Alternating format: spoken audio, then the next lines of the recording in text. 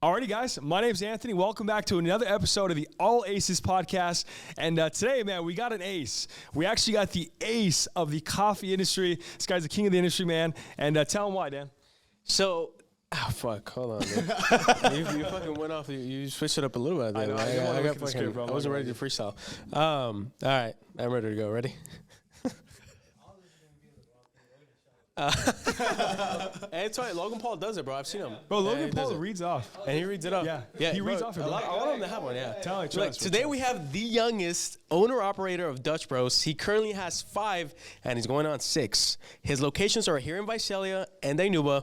And if you ever had Dutch Bros in the area, just know this is the man behind that cup. Yeah, and the crazy part about it, man, is this guy moved his entire life all the way from Oregon to an entire new state to the wild, wild west of California. And left all his family back home, brought some friends along with him to California, bet on himself to succeed as a Dutch Bros operator. So please help us welcome Kai, man. Welcome to the pod. Thanks, guys. Super pumped to be here. Appreciate the introduction as well. But yeah, I'm just excited to do this. Let's have some fun. Yeah, absolutely. All right, so we got Kai, we got Dan, we also got the host on the host. We got Mr. Nate. Hi, guys. I'm going to be hosting today with everybody. Excited to be here. Looking buff, huh? Do I look that swollen on camera? Let me see. Hold on. Okay. Get the angle right. All right, we good. Your camera's zoomed out, bro. You make oh, my bad. Mega wide lens, get all the shoulders. The whole shit. Yeah. It was hard walking to that door. You guys got to like open it for the broad shoulder people. So obviously, like Danny was mentioning, man, we were the one of the youngest owner-operators for Dutch Bros history, man. So I'm sure everyone at home would love to hear, how did you get started in Dutch Bros?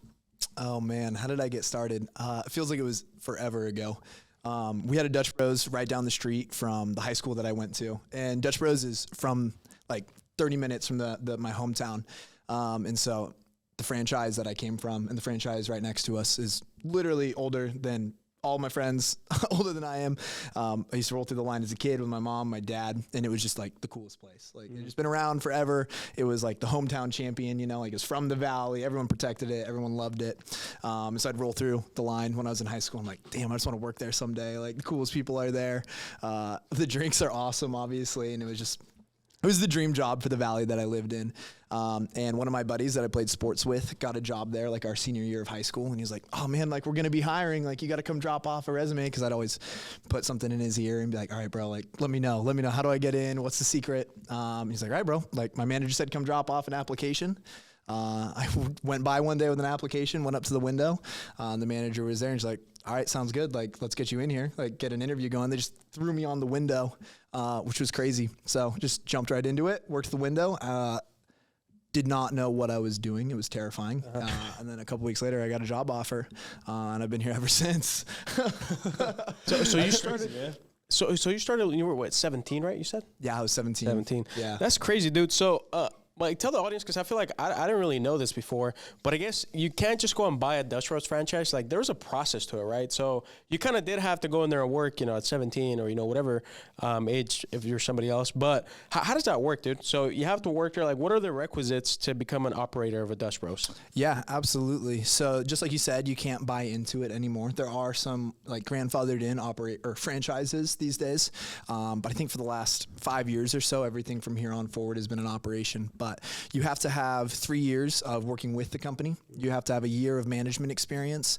And then we have a bunch of different categories that people have to excel in, score in, reviews, metrics that we have to hit, that sort of stuff, just to be qualified. And then from there, you essentially have a ranking system and almost like a tier list of where you're at with everyone else within the company.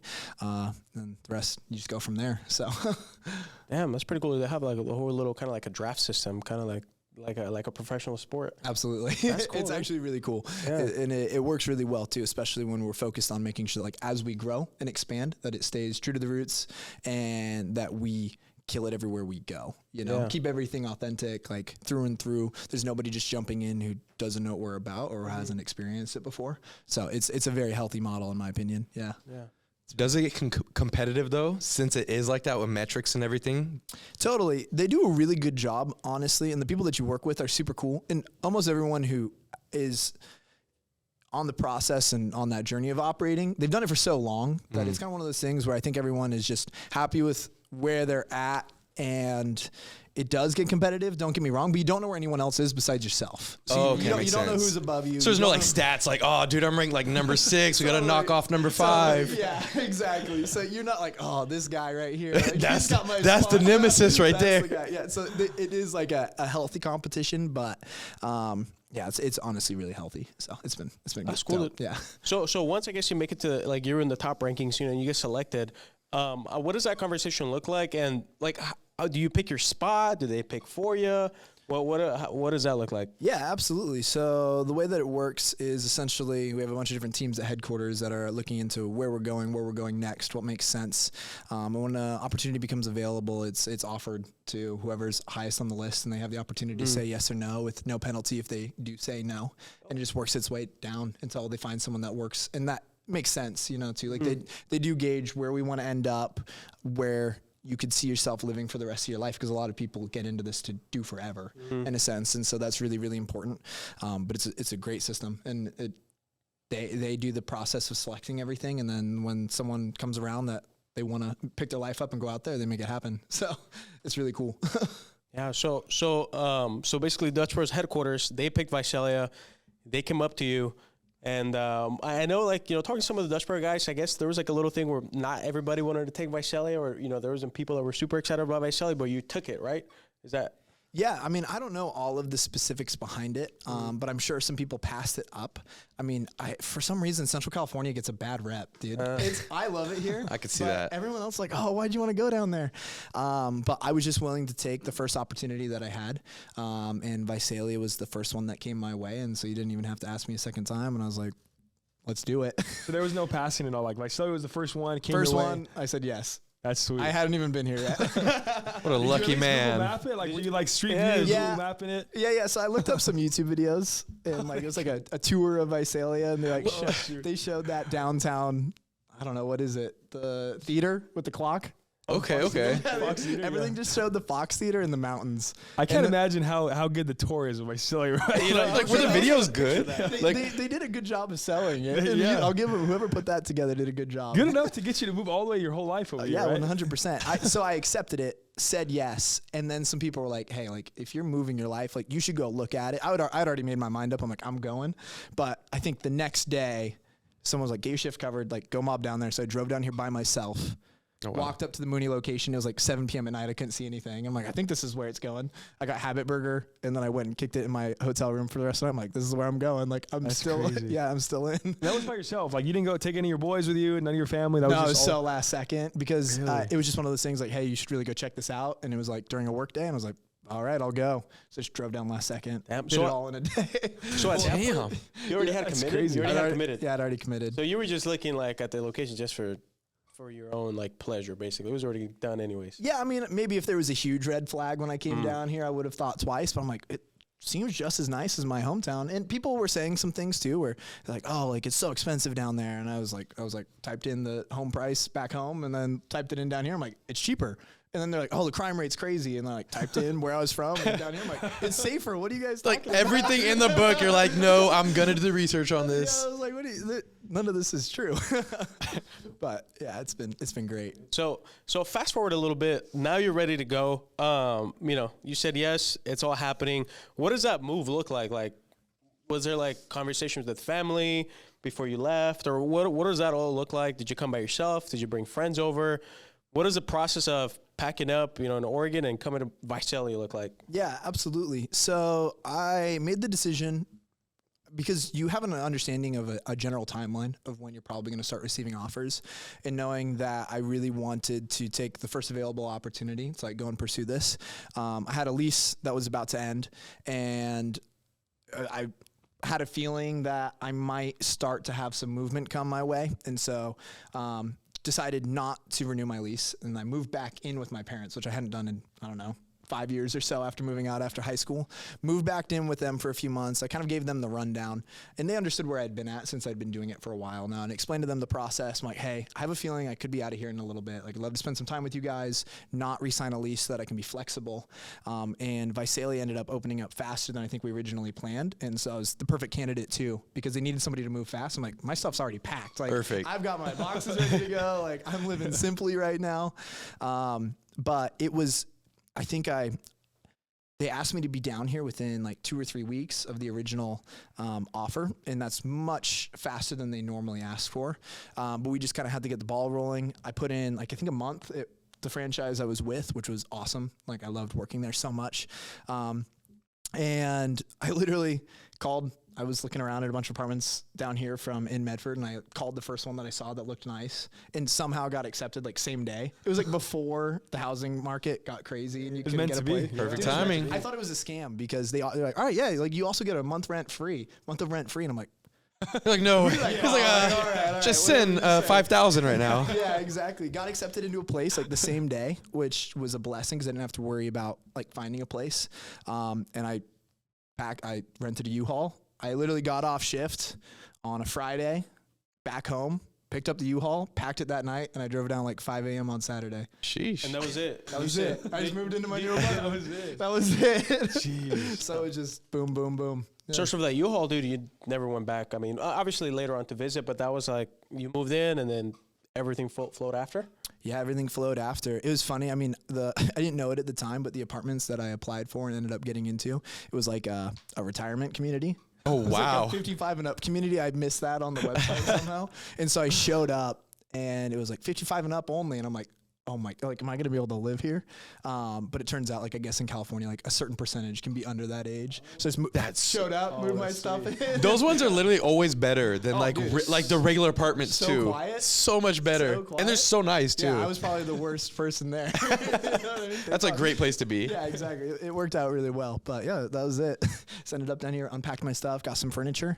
And I think I got here the 5th, and we did our hiring party on the 12th. So a week later was when I started meeting everybody. It was when I met Shelby, met Euphemia. Everybody. It's crazy. So it's crazy that you say this because, like, I was on the other side of it, dude, where, like, my family works at Dutch Bros, and I remember them telling me, oh, my God, I got an interview, and I was like, interviewing. But they talked about the interview party where it was, like, they went in a hotel, there was, like, a huge long line, like, you know, there's so many people interviewing, and crazy. you were on that side. So it's funny to see, like, hear this side of it now. Oh, dude, Sure. it was so wild. It was like the busiest 2 days of my life. It was crazy. We interviewed like 400 people, I think. Yeah, it was like a concert, dude. Yeah, it was crazy. It was a good time though.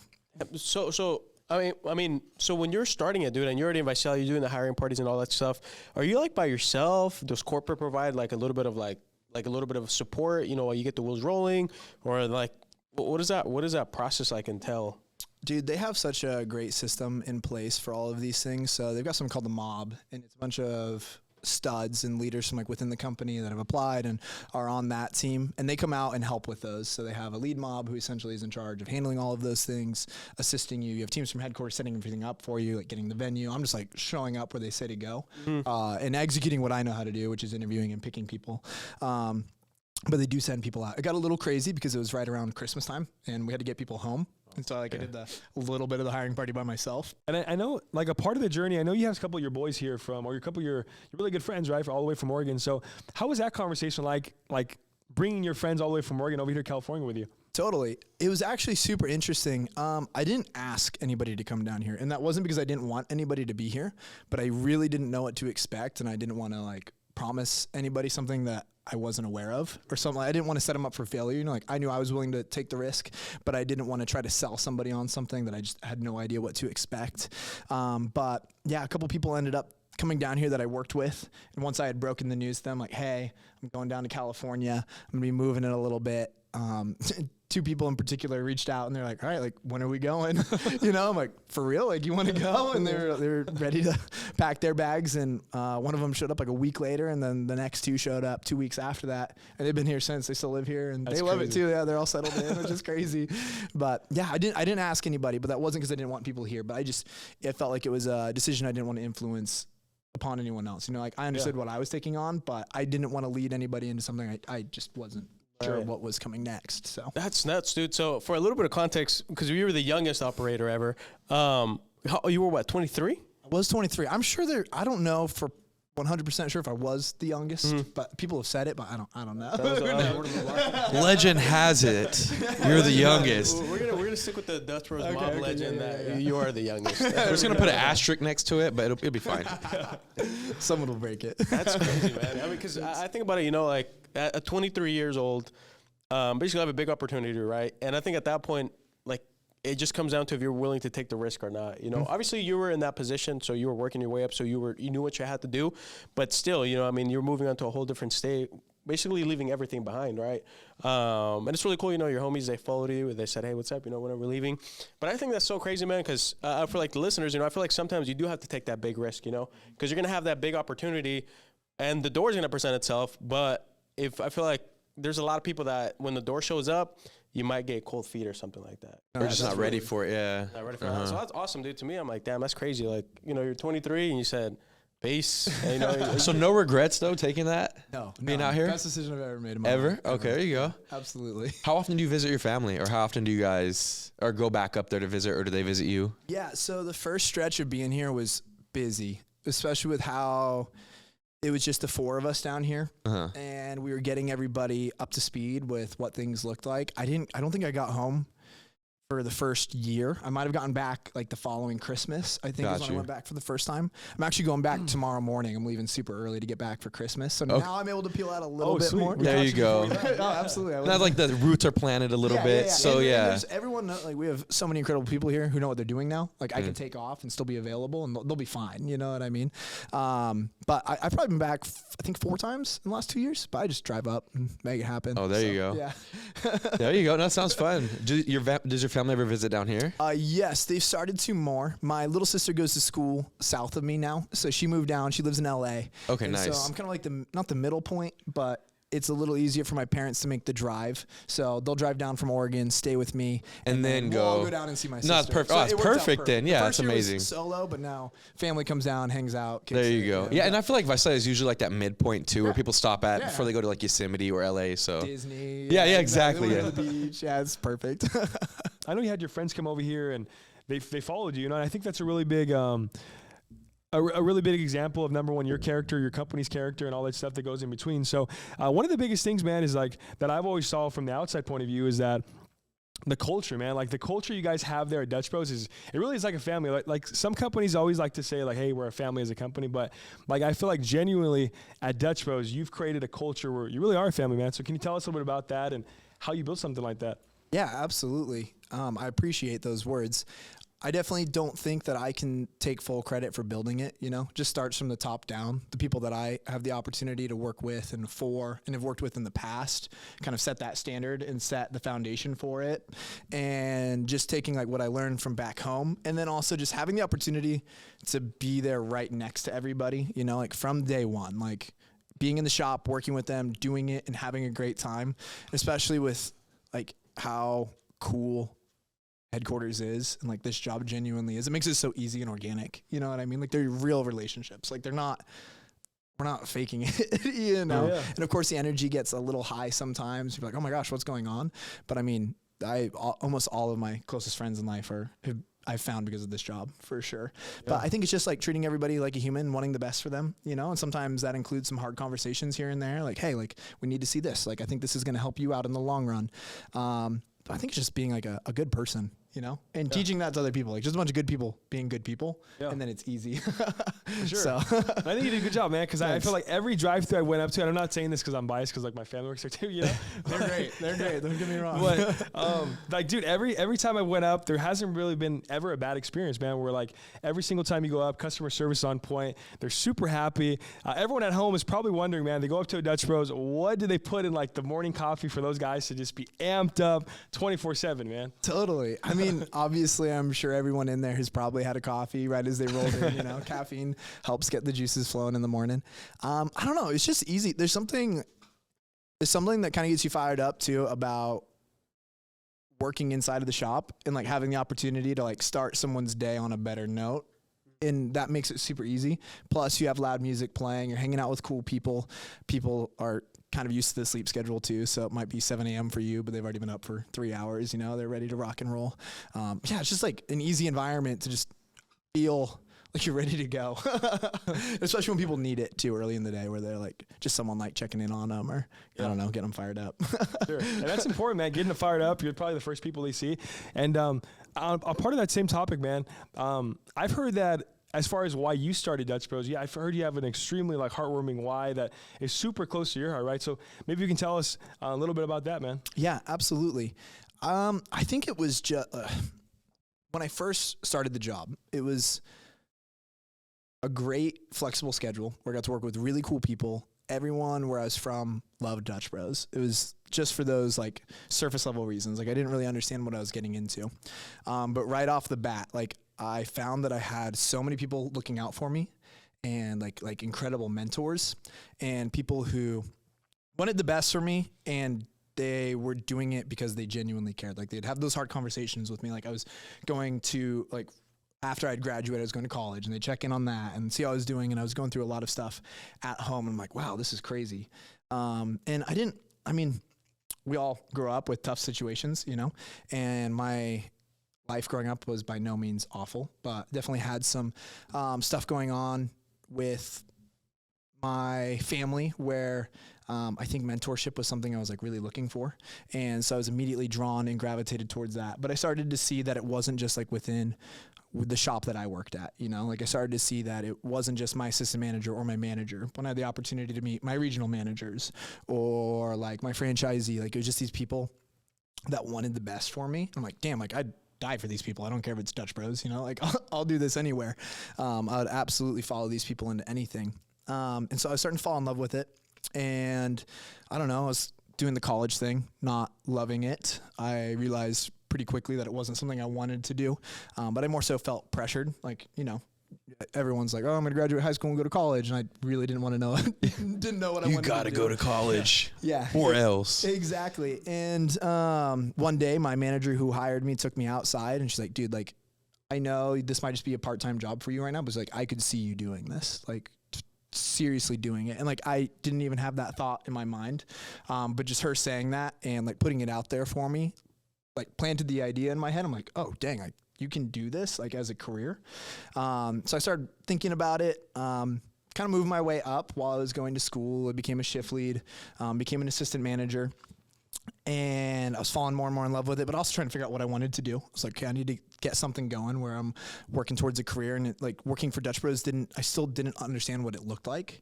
And I wasn't sure if I could do that, even though it was what I like deep down wanted. It's also pretty private. Like I didn't tell anybody what I really was like wanting. And it was crazy, dude. We had a customer at one of my first locations. And when I say that like the relationships that you have with these customers are like so genuine and so like they really are. Like some of these people care about you so much, they check up on us just like we check up on them. We had this guy came through one of my first shops. He was a little like tougher at first, like just couldn't really tell if he wanted to talk, like seemed a little more reserved. I'm like, all right, we're gonna like break this guy in. Drove a really nice, sick truck, arms bigger than my torso, you know, like we're gonna get this guy. Yeah, exactly. We're the softest ones on the inside. I'm telling you guys now. Absolutely. And we like kind of broke him down, got him in, became one of our regulars, and we actually started to get super close with him. And two of my buddies that I worked with at my shop at the time got really, really close with him, and they actually ended up moving in with him. And he was older than we were by a good bit, but he had a house on his own. He kind of like took everyone under his wing, and it was crazy because like this is just a customer that we met through the line, and he's the guy who got us all into the gym, like made us go work out with him. He'd do all sorts of crazy stuff. He'd be like, all right, like we're gonna go eat habanero peppers, boys, like we're just gonna do this stuff. Like, all right, let's do it. He was just one of those guys, and he was incredible. And like probably a year into it, I had just become a manager, and I was like, okay, like I could do this. Like I could see myself doing this for a long time. Like I'm young, like I've got my foot in the door. Like if I just stick this out for a while, it's going to work. And I ended up going out to lunch with a couple of my buddies and this guy. They left, and I was sitting down with him. I was explaining to him like, dude, I feel like I've got something really good in front of me, and like it's what I want to do. And like at the time I was contemplating a lot of different things, like I said, but like I knew that like I love taking care of people and I love providing for people, and I never thought that like Dutch Bros would be a way to do that, like make people feel safe and like supported. And I was explaining it to him, and I'm like, dude, I think I could do this. And he used some foul language, but he was like, dude, who cares what anybody thinks? Like if this is what you want to do it. Like you have an incredible opportunity. And I was telling him about operating, and he's like, you have to do this. Like it's what you want to do. Don't worry about what anyone else thinks. Like if this is what you can do and you're going to stick your mind to it, like do it. And that conversation, like sobered me up real quick. I'm like, okay, this is what I think that I want to do. And like about a week later, man, So after I'd gotten lunch with him, like really thinking on it, and we were over at his house for dinner. And this is crazy. It's just a customer that we met through the line. We were hanging out at his place, and he was just a little off. One night we were watching a Ducks game. He wasn't hanging out with us, a little weird. And so we went over. I had taken off. My other two buddies lived there, and I went and opened my shop the next morning as if everything was fine. I started getting a bunch of phone calls. Sorry if I get a little emotional, but I found out the next morning that he had taken his life that night after I left, and my buddy went off for his shift. And like, it was like at that moment, like everything just clicked in my head. And like, as like awful as it was given the circumstances, like he told me to do this, like I have to do this, no matter what. Like he was right. And it was just one of those moments where, unfortunately, like I also learned like can't ever take anything for granted, you know, in the situations that we're in our lives. And I just felt like I owed it to him too. He's like, bro, you got to do this. And unfortunately, like after he passed, it was like my mission. I'm like, I'm going to do this for him, you know? And it was crazy because it was just someone that I had met through the line, and he had like such a crazy impact on my life. And I tell this story to like our new hires and our people that are coming in on it, because he's just like one of so many people that got to serve through the line that like came into my life, and left it better, you know, and hopefully that I could do the same thing. But yeah, from there on out, I was like, all right, here's my mission. Like, doesn't matter how long it takes. Like, I'll do this, you know? Yeah. So yeah. And since then too, like there's just been so many reasons to stick with it. Like we have a lot of people that are going through a lot of hard stuff. And like having the opportunity to support them and like be strong, like with them and for them, you know, and understand, like, I understand, I see you, I hear you. And like, we're going to get through this. Is a lot of people need that. And being able to provide that, and be there with them is like the ultimate, like, satisfaction. Makes it all worth it, you know? Like, even if you have a couple people that might not dig it, but if you can like help a couple people out, even just one person, you know, from a really dark spot, yeah, it's incredible. So that's what kind of made me stick with it for sure. No, I think that's so big, man. I feel like once you have a good why like that, especially yours, bro, I mean, there's really no goal that's going to become ever bigger than that why. You know, there's no obstacle. There's nothing that's going to stand in your way, man, that's going to do that.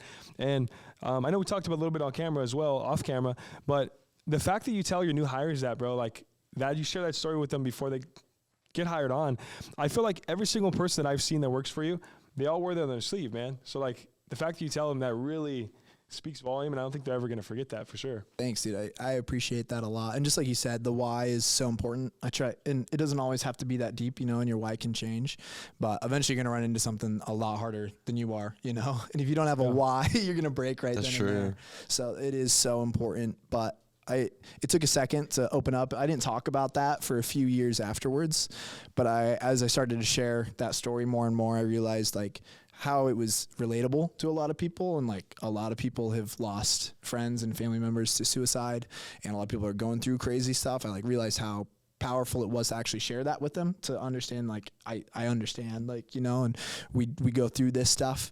But I appreciate that. And it's not going to reach everybody, but the more that it does, the better, you know? I feel like it lets him live on too a little bit. Like it's a way to carry him on, his legacy too. And then, like you said, everybody could kind of relate to that as well. So it's very important. And to touch mental health too, which is a really big thing right now, super important for us to like spread stories like that. Cause it's so easy to forget like how fragile life is and how anything could change in a day or in a second. It's crazy too, because everybody's going through something all the time. Like that's one of the things I realized, being responsible for so many people and looking out for them. It's like, I cannot believe, especially here, there's people that have these remarkable lives that are some of the strongest people I've ever met, and I get to know them a little more. I'm like, no way. 100%. It's crazy. Like everybody carries something and you don't know like what they're carrying. That's why like just even being nice, just a little bit nice, a smile, like it could make someone's day or change someone's day. So absolutely. And it's something that you see at the window too. Like when we're serving customers, you'll have someone and it'll be a super brief interaction and you think it's just, you're just getting them their coffee, you're just checking in, seeing how they're doing.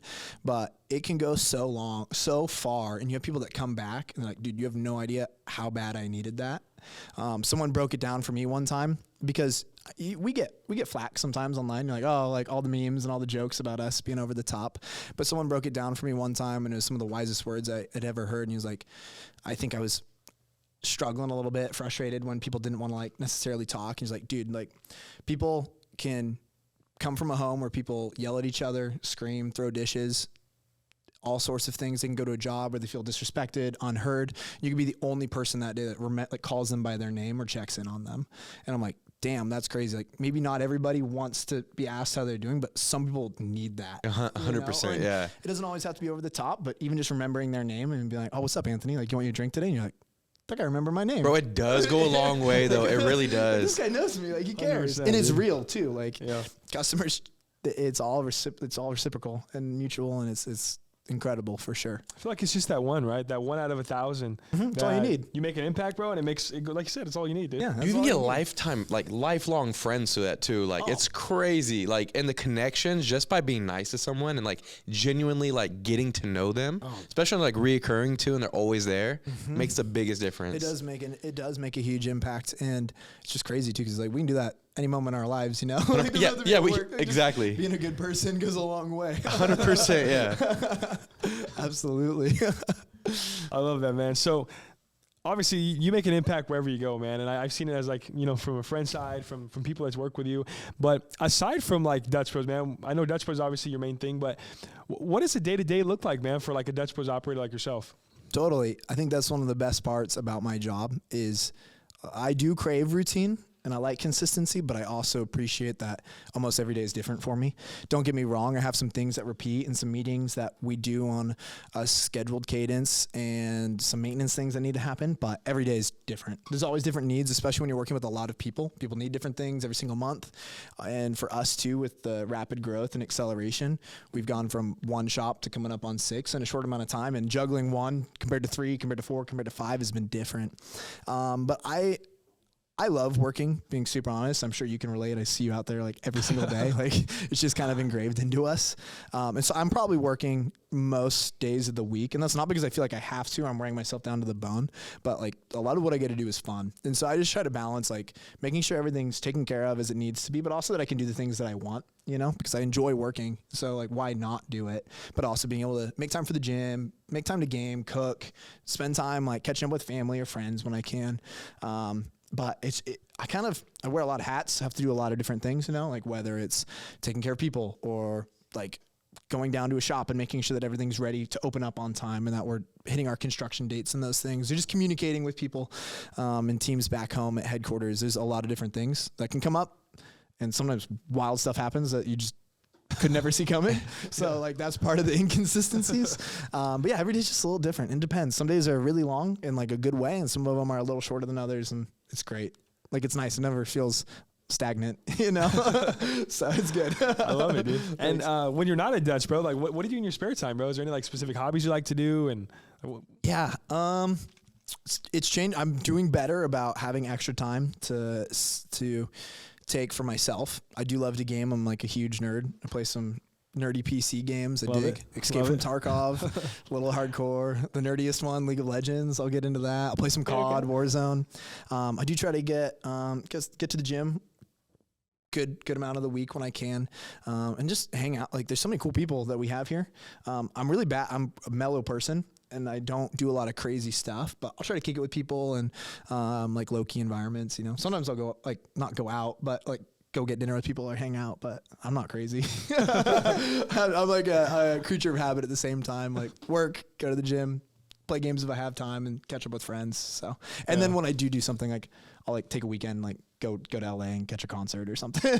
I'll like do it all at once. You know what I mean? That's sweet, man. Yeah. One thing, dude, that I want to point out is that like you're a super genuine and like caring guy, and like even when you greet us at the door, when you met us at the door, you know, you could feel like from your energy, like when you ask somebody how their day is doing, like you really like you're asking because you like you could feel like you actually like care. You know what I mean? I feel like sometimes, you know, people ask and it's kind of like, you know, like here and there, but for you, man, like when you ask somebody, like you have that energy about you where like you generally care about people.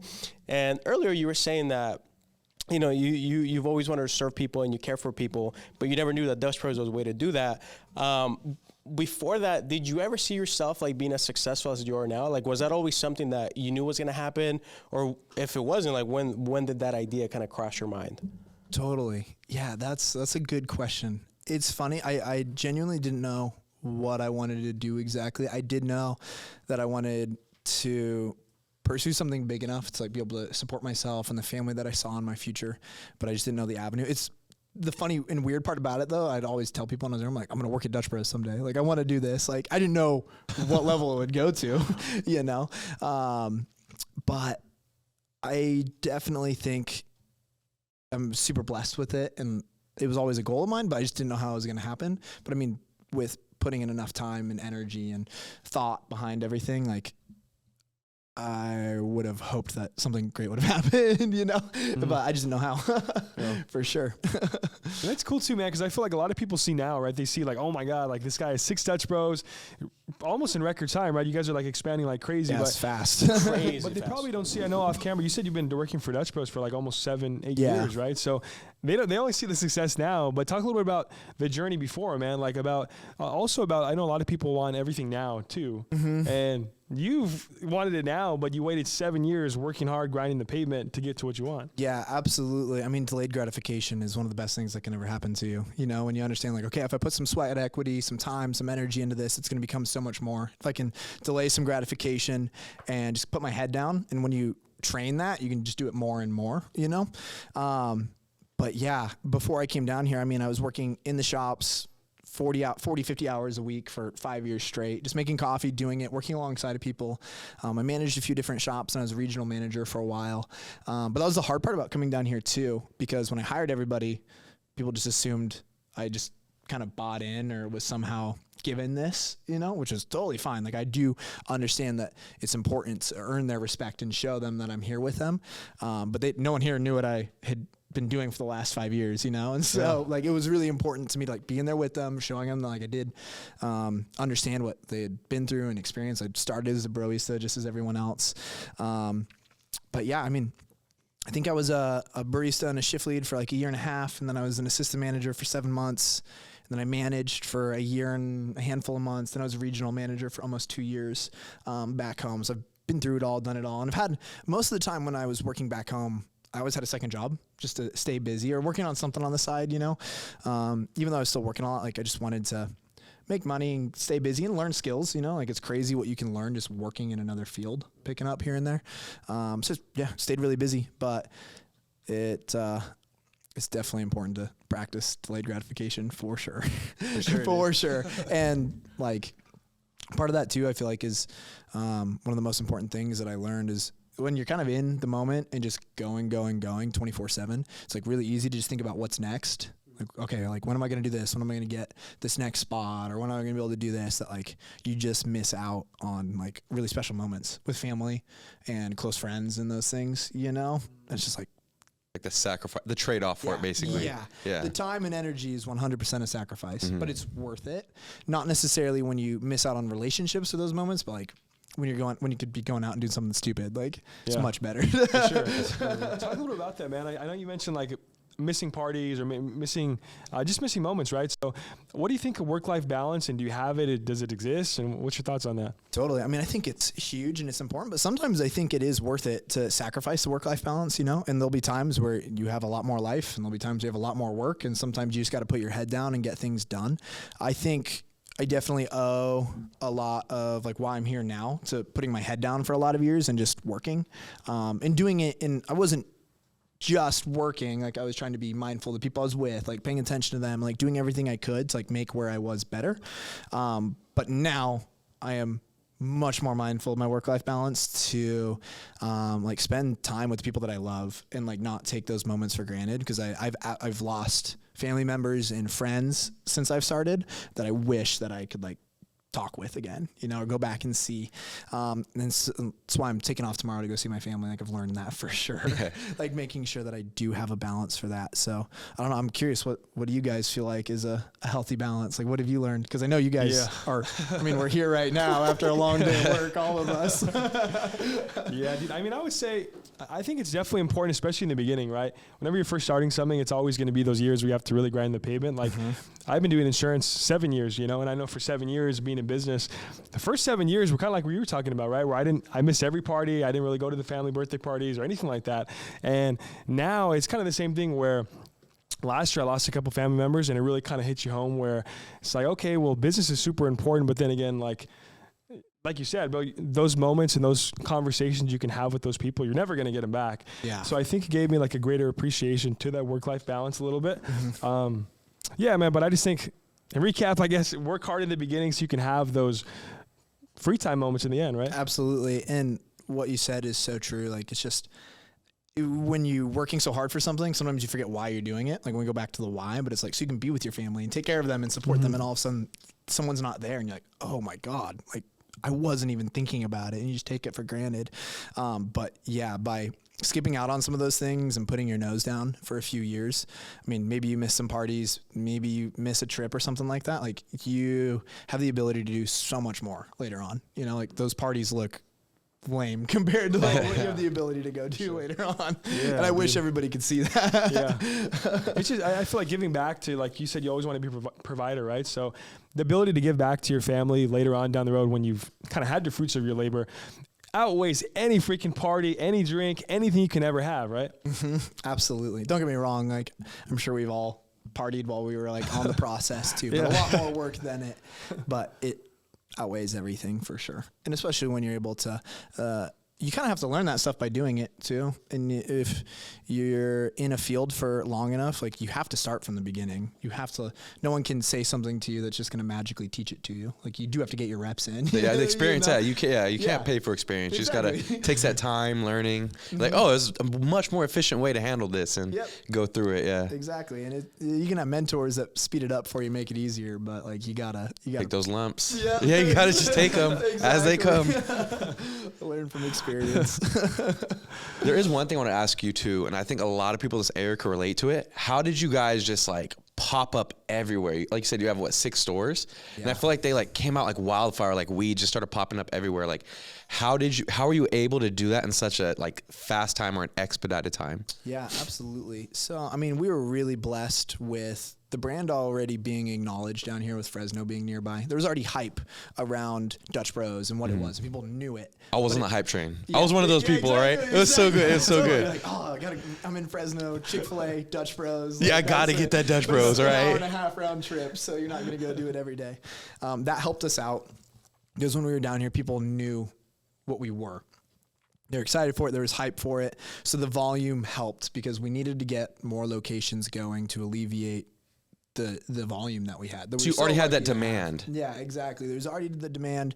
People knew what it was. We just had to set a really solid foundation so that when we continued to expand, the quality didn't drop, and of course it ebbs and flows.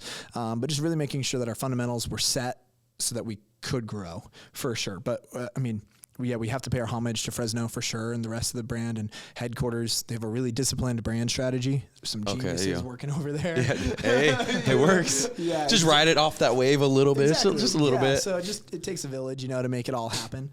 We're blessed to have the city help us out on some of those things too, and push things in the right direction for us, and help expedite some things that we needed. Because nobody wants their street.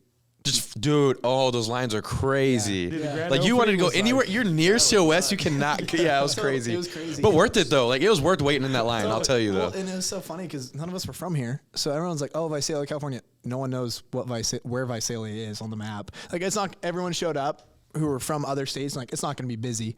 And then, 30 minutes for opening, we're like, boom. Oh. Were there people knocking on the door before you guys opened? Oh, yeah. 10, 20 minutes before you guys open, hey, can we get in here? Yeah, we couldn't get anything done when we were getting the shop ready. So we're like, is it open? And we're like, just a second longer. Just come on. It's 7. Come on. Yeah. Totally. Yeah, but it was a good time. Not a bad problem to have at all. No, definitely not. When you got the demand already, all you need is that supply. That's it. And the crazy thing too is we had no idea when we were coming over here. It was one of the first in the market area, and it was also during COVID, and a lot of people were fine to chill in their car. Nothing was open. Yeah, exactly. So people were down to come kick it and have a good time. That was like an event. Yeah, we just made it a party. You guys shut down Mooney, bro. Yeah. Literally like that. It was crazy how long those lines were. Yeah, it was. First week, dude, it was if you were going to Dutch Row, it was unbearable.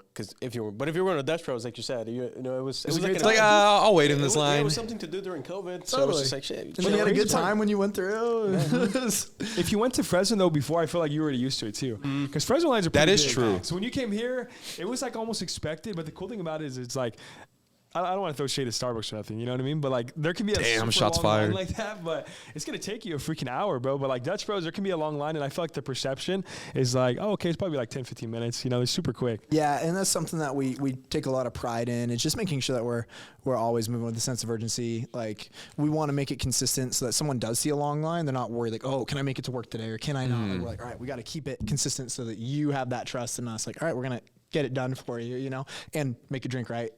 Fingers crossed. Those things are always good, bro. I don't. That 911, I'm telling you. So Like, if I need something, if I need my caffeine, Careful. I need that caffeine, man. Scratching before you go to the gym. And then the pre-workout. Yeah, exactly. Your heart's just beating out. Bro, PR though, that's all that matters. We PR'd today. We PR'd, all right? That's good. So on the topic of drinks, bro, I'm sure everyone at home is wondering, what is the favorite drink of the Dutch Bros operator Kai? What's your favorite drink, man? Man, that's funny. It's changed, you know. I didn't like coffee when I started here. So I started with one of the sweeter drinks, like ice kickers. I feel like that was notorious for what everyone kind of like starts with. Nowadays it's the Golden Eagle. Everyone gets the Golden Eagle. But as like I worked in the shop for 8-10 hours a day, you start to realize like, okay, I can't have these all day, you know. So you simplify it a little bit, and then you eventually just end up drinking water or tea. But I really like our Americanos. So I just get like a nice Americano. Sometimes I'll throw soft top on it. Sometimes I'll throw like cream and caramel in it. Just depends on the day. But they're simple, and it's like just really espresso and water. Gets the job done, though. Yeah, I'm not sucking down a ton of calories if I'm having a couple of them in a day, and I can get it Calorie conscious. That's good. That's good right there. I can get a decaf if I'm going to the gym later. Oh, there you go. Workout, you know. So balance. Save room for that pre, double scoop real quick. Exactly. Dude, that's crazy because I literally see people in the morning shotgunning those things or like literally taking the shots of the Americano or like the dubs. Yeah, the dubs, bro. And I'm like, it's nuts. It's like 5 in the morning. If you follow somebody that works at Dutch Bros, like you see that in the morning, dude. I'm like, that's crazy. It's almost like Dutch takes over Instagram, right? Like at 4 a.m. Yeah, it's true. That's where we're going tomorrow before the workout. All right, I need these Dutch shots. Absolutely. I'm telling you. They're good. Caffeine works wonders in the morning when you're tired, you know, and it's almost like a ritual, you know. It's like a cheers. It's a routine, yeah. It's just like, yeah. And it's fun. It's like now I can start my day. And you're like, all right, sick. And you just like, I don't know, you get some energy going. It goes back in that culture too, you know what I mean? It's just so good, yeah. Exactly. I love it. Dude. Yeah, we'll take some dubs sometime there. You guys have energy drinks there too, right? Would you say the coffee's better or the energy drinks? Like, what's more of like a fan favorite, and then what's the best or your favorite energy drink that you guys have there? Yeah, absolutely. I used to drink a lot of Rebels for sure. They're really good. I used to really like just the electric berry. It's blue raspberry lime. Super That sounds good. I enjoy coffee way more now. Like the energy drinks are scary for me, dude, because I can drink one before I even recognize it. You know, it's just gone. And so I usually stick with coffees. It's probably a pretty equal split though. Rebel has blown up over the last few years, and we pushed a lot of them out of the windows. But we still have your diehard coffee lovers, you know. They'll come by on a 100-degree day and get a hot drink, and you respect. It's cool that you guys like excel in both, though. Yeah, and then your absolutely. guys' energy drinks are really good too. good, yeah. Like when They're they're in really Fresno, and because obviously I'm not from Fresno, so I have to make the trip. I would get one coffee and then one energy drink, and because the energy drink was frozen, I drink that first, and then as soon as I get home, I'll put the coffee in the refrigerator. But that way, I still have my Dutch fix. Absolutely. So I'm not upset that you guys got all. Worth it if you're Yes, making the you got. trip. Yeah, I got to make it worth it. You Waited a know. long line. Exactly. So I got to make it worth it. So I'm not really complaining about the 6 shops over here. You know what I mean? So I'm one of the people that are happy about this here. I'm glad. Thank you. I love that, dude.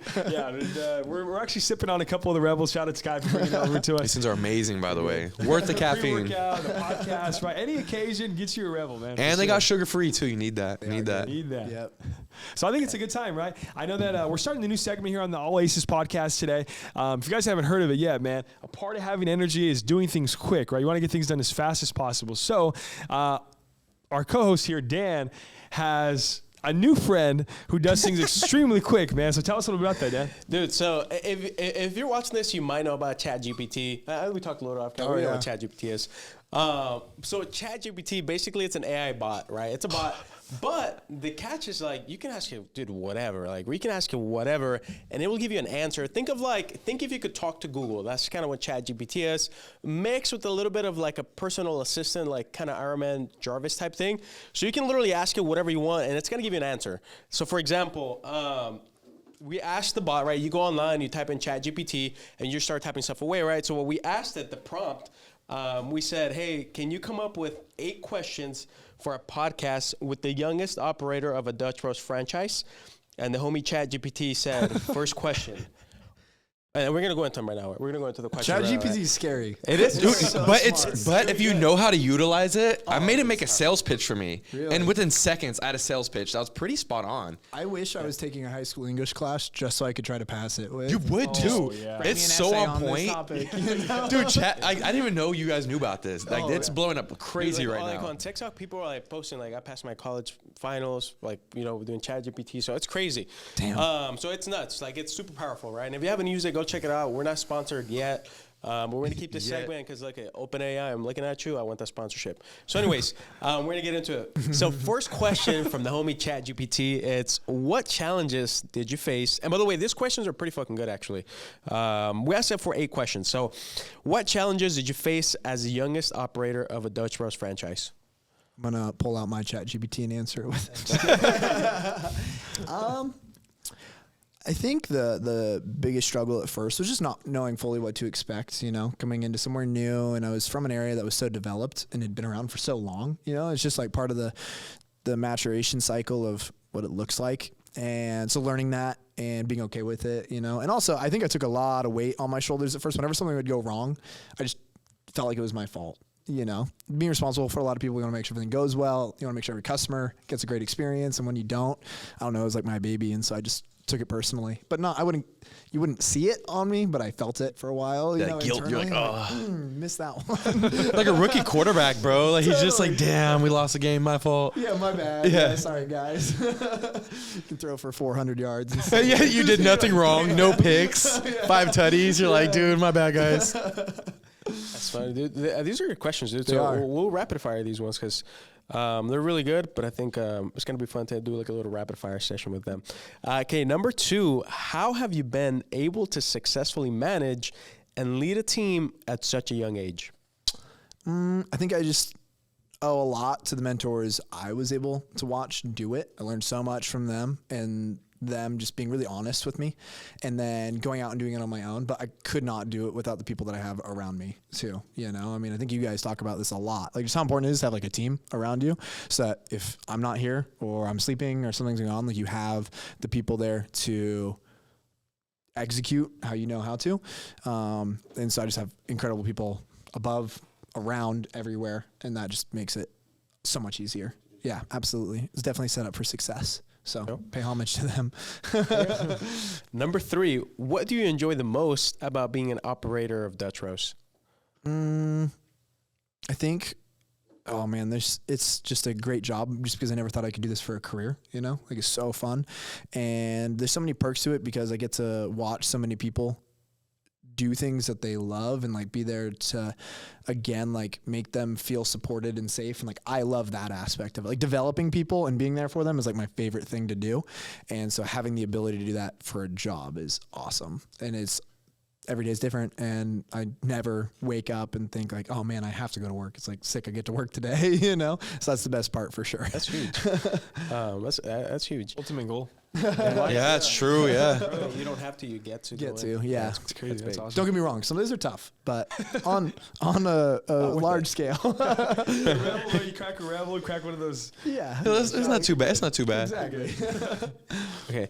Number 4. This one's gonna be a little throwback, but how did you guys adapt to the changes and challenges brought on by COVID-19? Oh, dude, I think that just rocked the world. It was just a learning process, and we had to be quick on our feet and adapt and trust the people that were in the positions to make those decisions, And we just had to have a good attitude. And I think the hardest part was it was just really good at splitting people apart, and like that's not us. No matter what you believe in or where your stance is on something, it was just like, hey, we're going to do everything we can to make sure that everyone has a job, everyone's safe, everyone's healthy, everyone feels and knows that we're there for them. But obviously we had to mask up, do a lot of changes. We had to stop taking cash for a little bit, all sorts of crazy stuff, work with less people. We made it through it, and it was just crazy. I can't believe that we're through that now. Doesn't that feel like so long ago? Dude, it really. What was life before that? Yeah, like, what was life before Totally. COVID? Yeah, but it was I think it just kind of threw us all for a spin for a little bit. Yeah. Just But- kind of roll with the punches. Yeah, exactly. Roll with the punches. Do whatever the regulations say and whatever is the news for the week and go from there. Yeah. Cool. Okay, number 5. How do you stay up to date with the latest trends and changes in the coffee industry? There are people much smarter and really good at their jobs that do that for a living. You know, research and development team, marketing team, where they're paying attention to all of those things, analyzing the markets, paying attention to competition and what people are looking for. And I lean on them heavily. You know what I mean? I'm honestly bad about keeping up with trends most of the time, and it's a good thing that I'm not in charge of that. He's like, I don't got to deal with that personally. They make the calls, and then we make it happen. There you go. They're paying attention. They're looking forward. I'm boots on the ground. You know your strength. That's what it's about. No, in the trenches. Absolutely. I know where we stand, and it's a good thing that they're doing it. Yeah. Okay, number 6. Good ass question. Yeah, that was a good ass question. You know what? GP's going in. Yeah, Like, this is an AI coming up with these questions. when we- I'm Insane. taking the SAT right now.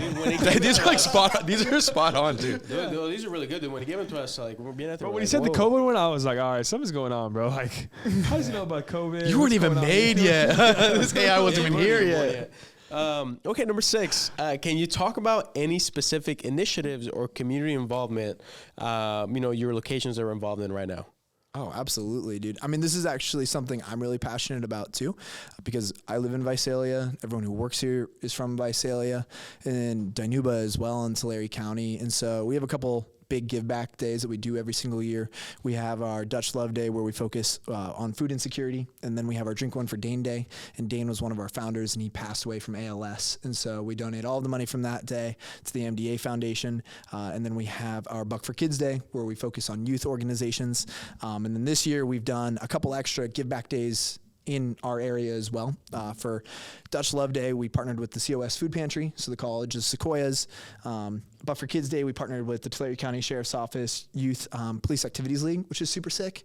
And then I don't know if you guys know Salt and Light. They help around with, they deliver food and necessities to the homeless population around here. Gotcha, yeah. We used to do a sock drive with them, and this last Friday, we partnered with CASA of Tulare County, and they help children who are in the foster system. But just our operation between our 6 shops this year and help from the Dutch Bros Foundation, we're gonna donate a total of like $92,000 in a year, like straight back to Visalia, which is really cool. That's awesome. So yeah, that's crazy. It's That is crazy. It's just amping up because we're just getting started. Like, people don't necessarily know when they come through the line, like, that we're doing these things, and we're spreading awareness still. And every year it's going to get busier and busier, and we're going to be able to do more and just partner up with some of these awesome people. So it's sick. Yeah, Thanks, I feel like that's really cool because, sometimes I feel like when you look, I guess people, it's easy to look at a franchise as big as Dutch Bros and think of like, man, they're just coming in here kind of, just kind of pimping the city type of thing, but it's really cool. Like, I didn't know you guys did all that, Mm-hmm. So it's really cool to know that you guys actually, give back. Dude, $92,000, it's not, that's not a light That's a pretty figure, man. penny, bro. It's also that makes like an impact. Yeah, the more you give, you also receive, right? I'm a firm believer in that. So all the success you guys have, bro, like, it's definitely going to 10x for sure, bro, by all your stuff you do for the community for sure. Yeah, absolutely. 100%. And it's just cool because we even pick our people's brains. Like, you guys are from here, like, who makes a big impact? And we go out and find them. We partner up with them and volunteer with them and make sure that it aligns with what we're looking to support. And it's as genuine as it gets. We go sit down with them, talk with them, see what they're going to do, and then we make the decision to partner up. And you're so right. Like, you have to give. You have to like be about it if you want to like really grow roots somewhere, for sure. That's awesome. Hey, shout out the homie Chat GPT, man. He's doing his bangers. Seriously. These are some bangers, dude. Like the alley-oop there. Yeah, okay. Number 7. Look into the future. I like this one. Look into the future. What goals do you have for your Dutch Bros operation and your career as a business owner? Another good question. Man, I think the big thing right now is just trying to stabilize. Like, we've grown so much, so fast. I want to make sure that people that work for us have the same opportunity that I had, and making sure that the foundation is set so that they can go on and make a career out of this, or not only if they want to stay with Dutch Bros, but if they want to go to college or they want to become a doctor or even a nurse or whatever it is that they're pursuing, like, they have the opportunity to do that from working with us. So I just want to make sure that our people are taken care of and supported, not just on like an emotional level, but also like for their future. Then just making sure that like we're able to keep the standard the same, even with more locations and more people. That's really, really important to me. And as far as my future with what was the end of the question on that one with Dutch Bros?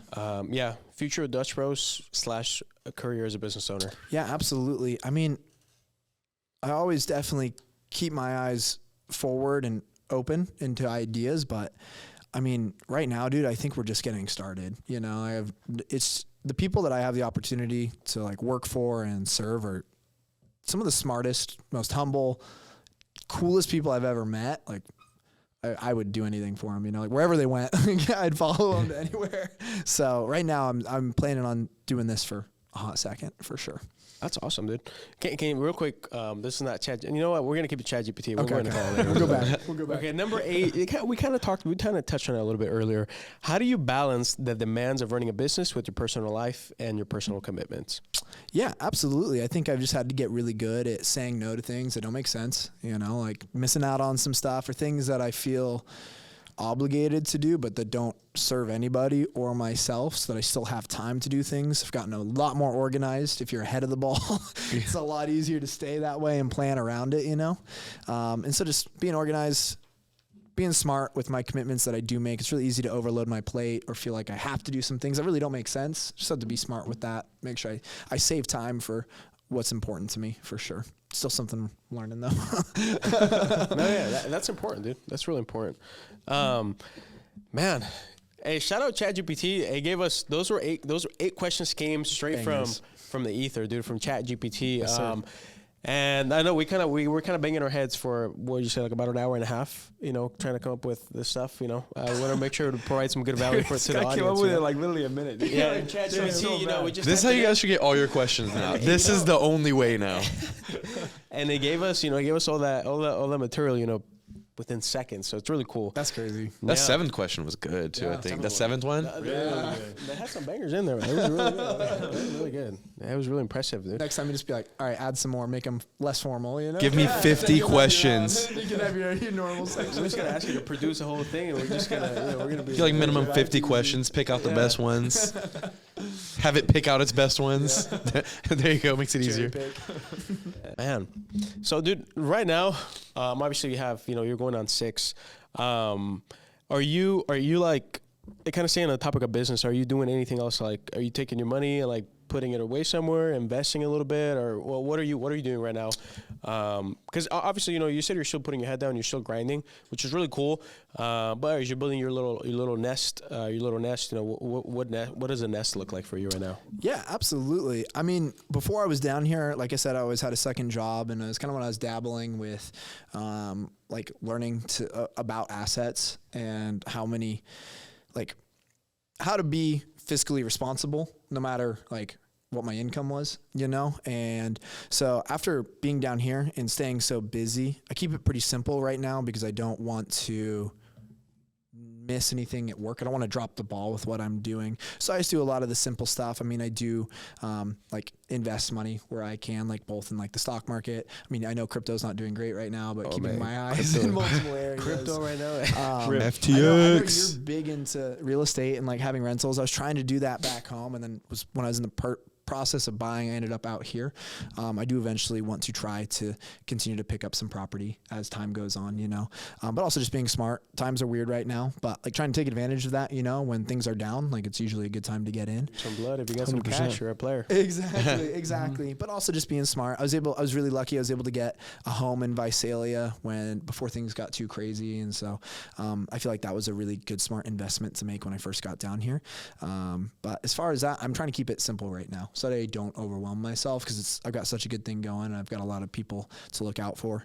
But I've got some things I want to do down the road. I started a skincare studio with a longtime girlfriend, but we're not together right now. So that took a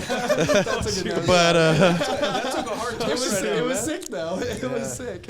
Wait, so you're still like, I don't know if it's too personal, you're not that, but are you still invested in it? Like, are you still a partner like in that thing, or did that is that still operating? It was like a long-term vision and starting small and like ramping it up, if that makes sense. Yeah. We were actually doing it out of the house, and it worked out perfect with how we had the setup, and we're going to scale it from there. And I had some like really cool ideas with what we could do with it later on, and like something that would have been sick in Visalia. But that's on like the back burner now. That's on the back burner now. Those breakups turn into good gains, bro. That's the best gains right there. We're in the villain arc right now. For That's 100%. Oh, 100%. 2023 villain arc for sure. Put on Metro Boomin, the new album, Heroes and Villains. yeah. Heroes and villains, bro. We're on the villains right now. That's what it is. I love that, bro. Man, dude. So, do you have a little bit of extra time right now? Sounds like you have a little bit. Yeah, extra time? definitely. That's why I have a lot of time, bro. It's weird. It's weird for sure. Even if you don't even have to be doing anything crazy, but just when you're by yourself, like all of a sudden you're like, oh my gosh, like I have so much time in the day that you didn't. It's not that I was wasting time. I was super happy and never felt like I was not productive. But I was like, damn, I have a lot of hours in the day. When you get that time freed up, Totally. yeah, it's so crazy. It's crazy. And sometimes too, it's like when you're alone, like sometimes you think you like to be alone, but then you're like alone. You're like, I got to go do something. You know? You're like, oh, this alone time doesn't feel too good now. You gotta keep the wheel turning. Totally, man. you got to keep it turning. I do definitely have more time than I'm used to, but it feels great too at the same time. Like there's pros and cons to all of it, so for sure. So on the topic of like hobbies, I've heard the rumor has it, bro, is that you throw the best UFC parties, fight nights Oh, in damn. Visalia, bro. Oh damn, I don't know if that's true, but we do have a good time. You're humble. Legend has it. He's being a humble flex. We do I've have heard the we stories do about it. enjoy the UFC fights. So next time you guys are all invited to come hang out. it'll be But fun. we Say just- less. We just have a good time, especially the big cards. We get invested into it, so it's fun. But yeah, you guys have to come over and kick it. sometimes, 100%. sometimes we'll play. I mean, if it's not a big fight, sometimes we'll just watch them like with all the homies. We'll just like play poker. On our Oh, it's computer. even better. Turn the cameras on. Like so you can be from wherever and just watch the fights together. It's a good time. It's fun. What do you think of the whole McGregor comeback, dude, on the topic of UFC? Oh man, are any of you guys like huge McGregor boys or I was a okay. McGregor fanboy. McGregor? dude. Oh, I think we was. all were at some point. I don't love, but I don't hate him either. Yeah. That boy is jacked I right don't now. know, the He is He's jacked. Jacked right now. He's Think he's looking a natural little or no? saucy right Bro, now. he's probably as natural as Liver King. wow. That's So 100% natural. You think so? You know what? He's pretty jacked, but I think he has the genes for it, dude. I mean, he has all the time in the world to work out, dude. So He has a After he lot. broke that leg or what? He just upper body all day. He has a lot of money. He's been out of the USADA testing pool because he's been injured, and so he hasn't been tested for anything in like the last year and a half. He could still maintain a lot of those he games could be on the too. Liver King freaking $15,000 a month. He's looking pretty saucy to me. He's not that saucy, but he's saucy right now for sure. The thing is, dude, I'm like, the lightweight division's so stacked. I have no idea who he'd come back and fight. You know, like he is the guy that could come in and knock somebody's lights out because he's McGregor. He's impressive. Yeah. Absolutely.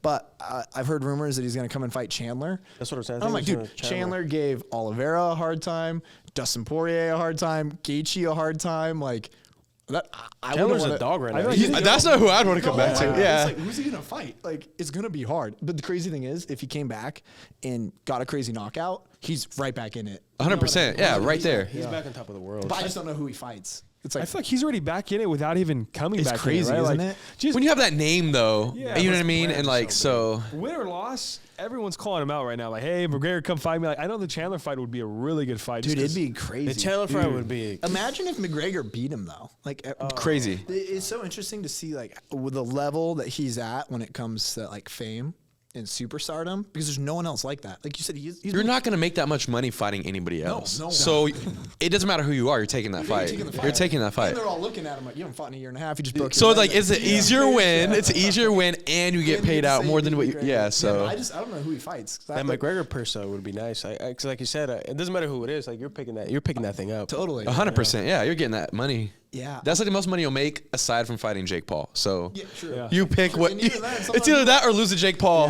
Yeah. Toss that one. Yeah, I don't know. Get dude. paid- I don't get know. paid to lose to I just Jake can't Paul. imagine who would I'd come do back it. and fight. Like I don't know, but he could. And with how big he is, like he could fight up a weight class. He could go up to welterweight or something. Dude, if he leans out with that size too, dude. God. Yeah, but it's like who's he fighting then? Because then it's like Usman. Like I wouldn't want to fight. Like, Oh, I heard. Fuck no. No way. No, You wanna absolutely You wanna not. go fight Chimaev? Nope. Chimaev just looks. That guy's just like. I feel like he literally lethal, wrestled dude. with bears, dude. They're He's just lethal. built Had to be. different. Those guys out there, what is it? 100%. Dagestan, dude. Those guys out there, man. I feel like they breed them.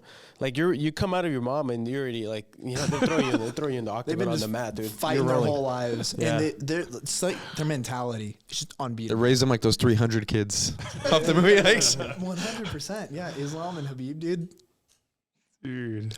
incredible. And on the topic of celebrities, man, and obviously Dutch Bros. Did you guys watch? You had to watch it. The Trevor video on TikTok. Oh my gosh, which one? I mean, anyway, the main one though. Yeah, Trevor Wallace is a funny guy. He's a funny guy. That was not. Yeah, I'm gonna let a PR professional talk about that one. But I mean, publicity is publicity these days too. You know, attention is good. And he's a funny character for sure. Yeah, I think he loves us too at the same time. Like it's like a mutual thing. You know, that was funny. I saw it and I was like, no way.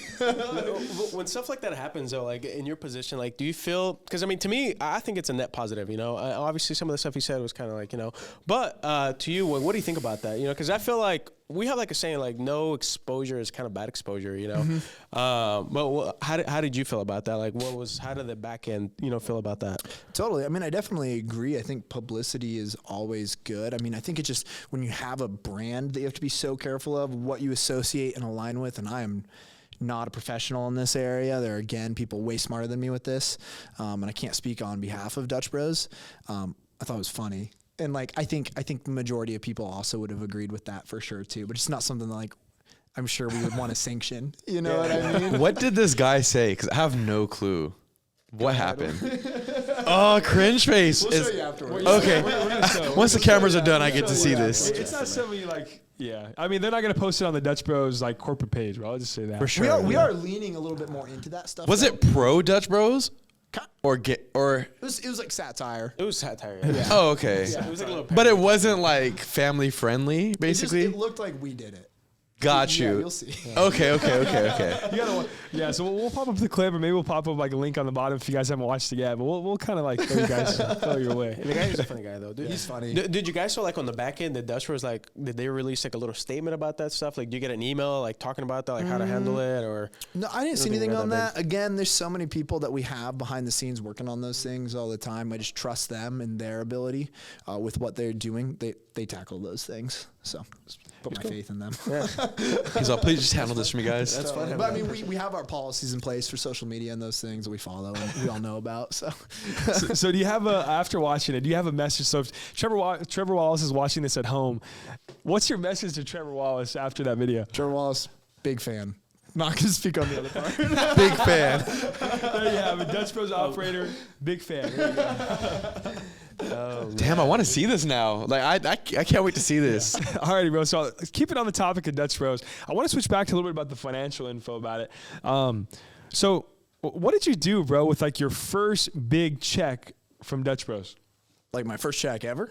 Like your first one where you knew like the moment First bag, but like where it changed, where you went from like, okay, you're a barista, you know what I mean? And then you went all the way up to now you're an operator, and you kind of had that moment where you're like, oh shit, you probably went home maybe and you're like, dude, my life changed. You know, Like, I'm making that shmoney. you're making the money, bro. You know what I mean? So what did you do? Was it like a major purchase in the beginning? Did you just take it to the bank? What did that look like? I'm trying to remember, if I'm being honest. I think I got some furniture because my apartment was empty because I just moved down here. Solid But decision. I think I saved the majority of it right off the bat. Love that. I think I bought some Ethereum. I was going to say that too. I was like, he definitely did Bitcoin or something with it. That's what I would have did off I top. think so. But Ethereum was a smart move. Yeah, absolutely. But I tried to save a lot of it too, and just like because I was looking into getting the place and the house here, and the market was like ramping up a little bit. So, but I've always just tried to be like financially responsible too, and like live within my means and not go too crazy. So that's a good question. Yeah, that's definitely the safe way. That's the best way to go, bro, for sure. So at that point, man, like on the same topic, 7 years in, man, at what year did you feel like your life really changed, bro? Like you felt the difference? Yeah, absolutely. I mean, ever since I moved out of my house, I've always been fully on my own when it came to finances and those things. And so being completely transparent, I think as soon as I was able to turn it into a full-time job where I was able to work a lot, and I just tried to be really smart and, again, didn't live out of my means. I mean, I started off in like a studio with 3 guys, so rent was like nothing. And so I was just always saving it. But I think once I became like a manager and a regional manager, I was like, okay, like I could do this for a long period of time and like be super happy and like be able to like live the life that I want for sure. But again, like being an operator too has been incredible. And like, it's definitely opened up some doors and like, it's just at a level that I'm super grateful for sure. Love that, dude. And then, on that same topic, like I know we keep going back to it, obviously, like because people see your journey 7 years in. So, what's some advice you can give someone at home, man, where maybe they were at young Kai's position 7 years ago, right, where they're first starting out? Maybe they don't have a full-time job yet, or they're kind of trying to get their grind going, but they don't really know how to start. And maybe in the beginning, it's a little tough, man. What's some advice you would give them? Yeah, absolutely. It's hard because everyone obviously is dealt a different hand for sure. You know, where they live, what their experience is, like the support that they have. But I think just getting into it, like finding something that, and who knows, you're probably not going to find exactly what you want to do right off the bat, but getting experience is huge. And just, again, practicing delayed gratification. You know, whatever you're in, like keep relationships and connections open. Like first impressions matter no matter where you're at. If you're at work or not, you'd be amazed at the connections you can make and the opportunities that become available just by being genuine and being a cool person. Like I think that's huge. But getting experience in any way that you can, and like take advantage of the resources too. Like the internet is wild. Like you can learn anything you want. So quick too. ChatGPT. Totally. And I think too many people too expect something way too fast. Like I'm going to do this for 6 months or a year and expect it to yield crazy results because they see an overnight success story, or they see someone else and they think that they were an overnight success story. It's like, you don't know how many years they've been doing this. And so give it some time too, but be smart about it. You have to recognize, like, is this going somewhere? Is there a future with it? Like, how long am I going to be in this chapter for before I pursue the next thing? And so just practice delayed gratification, put your time in, and be smart with it too. Like you do have to take risks at times for it to pay off, and you have to be willing to do that, but like make them educated risks, right? Like don't just throw it all on the table when you don't know what's going on. Like you should have a good idea of what the future is going to look like too. You know? Yeah, 100%. So. Calculated risk, right? Calculated risk is huge. Mm-hmm. So this next question I have is, it's kind of like a two-parter, right? So two-part question. Number one is, throughout your journey, I'm sure there's a lot of ups and a lot of downs, right? Like just like everyone's journey. But was there ever a time you wanted to quit? And then the second part is going to be, what's some advice you would give to someone at home that maybe they're in a situation where it doesn't have to be just work related, right? Just in life in general, that they do want to quit. So what's some advice you give them? Yeah, everyone's going to hit that. You know, I mean, I'm sure you've wanted to quit what you're doing at times, right? 1,000%. You guys, I'm sure we've all felt that. Yeah, and a lot of the times too, it's not even because of what you're doing. Like sometimes you're just overwhelmed with what's going on in your life, or how much you put on your plate, or personal relationships are falling apart. I think the biggest thing that I have learned is like, don't quit. Like sometimes you just need to rest and take a second to like reassess what's going on, like look at it from that third party perspective, and understand that like there's always gonna be the peaks and valleys, and it will probably pass, and you have to work through that sometimes. And once you've done it a few times and you see like, okay, this is natural, like I'm gonna not always have the same motivation or be able to pursue it with the same intensity, it gives you the foresight to be like, okay, next time this happens, like I'm going to be okay, or here's what I need to do to take care of myself when I'm feeling that. But I've absolutely felt that for sure. Not because I didn't love my job, but probably there were times where I was working full-time at Dutch Bros and another job, and I was just too tired. I'm like, oh my gosh, like I'm not sleeping. I haven't been able to see my family, and the burnout. Yeah, but it's usually self-inflicted, you know? It's like, okay, what do I need to do to take care of myself and sharpen the axe a little bit? So, yeah. Dude, I feel like that's super important about just not quitting, right? Because a lot of times whenever things get hard, I feel like it's super easy to question, number one, the opportunity. Am I in the right spot? Am I doing the right thing? And am I doing life's purpose or God's purpose, whatever you believe in? But a lot of times it may not even be that, right? It may just be you need to kind of take a step back a little bit and recalculate your next moves, right? Yeah, absolutely. And when you're working hard towards something too, and sometimes you don't even realize how much time has passed or how hard you are working. And it's like just coming back to the basics, you know? It's like, damn, okay, you've been working 12 hours for the last 2 weeks. Like you haven't drank any water. You're sleeping like 5 hours a night, like not taking care of yourself. So it's like making sure you are taking care of your body. Cause sometimes like you really just don't even recognize it. You know, you're like, oh, I haven't eaten in 10 hours. Oh, you know? Like, of course you're going to feel bad. Or like you've just completely neglected your personal relationships. Like, yeah, you're going to feel alone, and you're probably going to have some resent too. So just trying to balance those things. You'll never have it perfect, you know? So just being mindful of those things. Yeah. Important part is not quitting, right? Yeah. Don't. And there is a time to reassess and be like, should I be doing something else? But quitting and ruining relationships is never the way to go. Burning bridges is never worth it. What does that look like though? Like if someone's in that scenario and they just don't know, like, what does that look like? Like, what does it look like to reassess and just say, hey, you know, this may not be the right vehicle or opportunity for me, and there might be something better down the road? What does that look like? Yeah, I mean, I think it's going to be a little case by case for sure.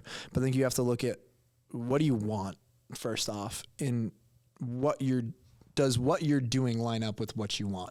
And first off, if it doesn't, it's like, okay, well then what do I need to be doing to get that or to achieve what I'm looking for? And reevaluating from there and finding what it is and then being smart about it. Sometimes you can't go all in and you have to have a little transition period, or maybe you have a door open where it's like, okay, like I do need to take this risk and pursue it a little bit. But I think it's like you have to have the end goal in mind sometimes. You're not always going to know the end goal, but at least like what do I want from this? Like what do I need right now, and what I'm doing, does it line up with that? You know, and reassessing that regularly, because your needs are going to change and your goals. You know, I'm sure when I have a family someday, my goals will change completely, and then reassess and reevaluate. Or maybe you're not able to balance like the relationship that you want or time in the gym. It's like, okay, what do I need to do to make that happen? You know, and you just have to be really smart and take action for sure. I love that, dude. Yeah, definitely. I love that advice, man, because for one, it's really sound advice. Number two, like I feel like you've lived everything you talked about. You know, all the stuff you kind of shared, you've done it. You know, you were at Dutch Bros, and when you were given that opportunity, you were like, okay, cool. Like you knew that you wanted to have like this amount of success, right? You wanted this, you didn't know the vehicle. And then once you realized that Dutch Bros was that vehicle, you're like, okay, cool. Like now it kind of goes back on myself. And like you said, you know, then that way, you know, you're in the right vehicle. And because of that, you don't quit when the troubles and the tribulations come. Like you stick to it because you know there's going to be better days at the end of the day, man. So I love that. That's really big because I think a lot of people can relate to that. Doesn't matter the field that they're working in, whether it's sales, corporate, or you're building your own business. Like, man, that's for sure, man. Never give up. Reassess and make sure that, you know, the thing that you're in can take you to the promised land. You know, your goal is to have at the end of the day. So Absolutely. That's powerful. That's really powerful stuff. Man. Absolutely. I couldn't agree more with what you just said. And so obviously, bro, like the stuff you're building right now, bro, is for you. And I know you mentioned a little bit about your family, like probably the future family in the future, right? So, I mean, let's fast forward a couple years. What type of legacy does Kai want to leave? So when Kai's, let's just say further down the road, you're older, what do you want people to be saying about you, man? Like the legacy you left on this earth. Damn, that's a scary and deep question. I just hope the people that I've like had the opportunity to interact with and work with and serve and like walk alongside, dang, what do I wish that they would say? I hope that people remember me as just like a genuine, caring person that was there for them no matter what. I take a lot of pride in being consistent and being extremely like dependable and reliant and strong in a way too, like someone that's right there with them who will go through it. But I just want to take care of people. Like that's all I just want to be remembered for, you know, like not doing it for me for sure. And kind of like what we talked about when you carrying on someone else's name or legacy, you know, it's kind of like you're honoring the sacrifices that people like laid out for us, you know, or like when you have a family member who's no longer with us or a friend, it's like carrying on what you learned from them and making sure like they kind of stay alive too at the same time, like the things that you learned, like keeping that in the world, even if people don't know them, like those things are still out there. Carried through you. Exactly. Yeah. Through. Yeah. 100%. So. It lives to you, dude. And I love that. And I know that honestly, bro, I'm sure we can talk all night, bro. Like I know just talking to you is super fun.